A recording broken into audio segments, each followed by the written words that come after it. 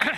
I also welcome the Minister back to this House, where he previously distinguished himself. Can I just say that I'm also concerned at the undermining of democracy by the intention to take all stages today that leaves us no time, really, whatever, for submitting amendments at report stage. And this is obviously a curtailment of democracy, and one which I very strongly disapprove of. Now, turning to Amendment 1, balanced approach means both the International Civil Aviation Organisation's agreed hierarchy of measures designed to reduce the adverse impact of aircraft noise on those living in the vicinity of an airport, described as ICAO's balanced approach, and the recommendations for aircraft noise published in the World Health Organization report Night Noise Guidelines for Europe 2018.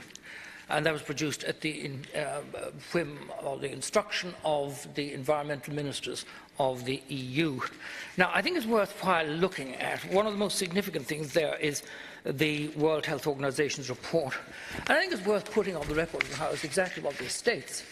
It states, for average noise exposure, the GDG strongly recommends reducing noise levels produced by aircraft below 45 decibels, as aircraft noise above this level is associated with adverse health effects.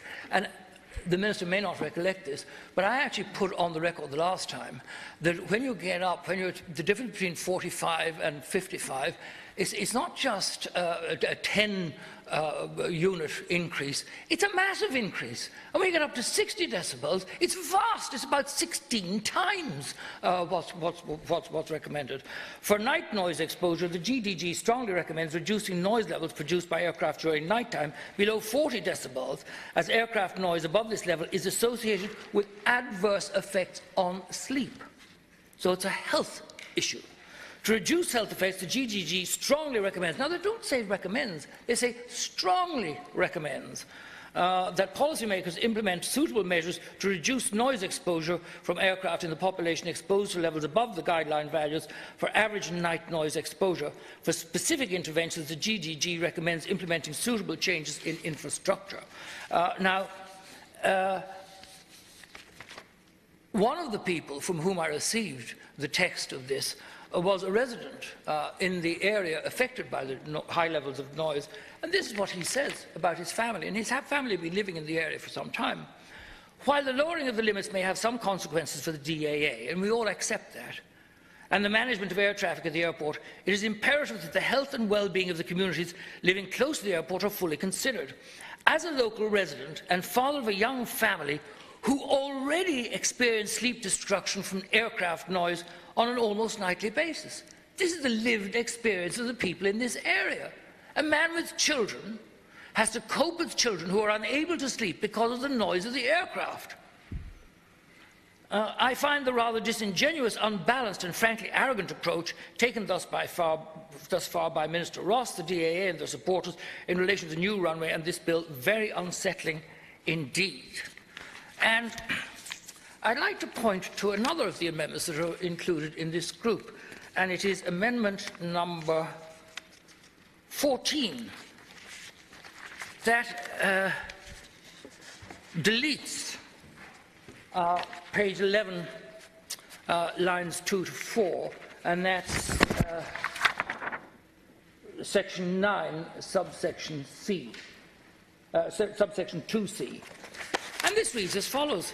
The likely effect, this is what the competent authorities ensure the noise situation is assessed in accordance with European law, and they'll ensure that the balanced approach is adopted where a noise problem has been identified, taking into account. And what the Minister is seeking to delete is the following. The likely effect of the identified noise mitigation measures and operational restrictions, if anything, is thoroughly evaluated in relation to its projected impact on the well-being and health of local residents. Well, I mean, can a responsible cabinet minister bring to this House an attempt to remove something that deals with the health and well-being of residents? I think this is an astonishing thing to do, and I'd like the minister to explain what is it in this that ensures that they look at the likely effect and having it thoroughly evaluated in relation to its projected impact on the well-being of health and local residents. Surely the maximum information in this area. We're looking for facts. We're looking to understand what the situation on the ground is for these residents. So I can tell you I will be strongly opposing this amendment of the Minister's. I think it is absolutely disgraceful.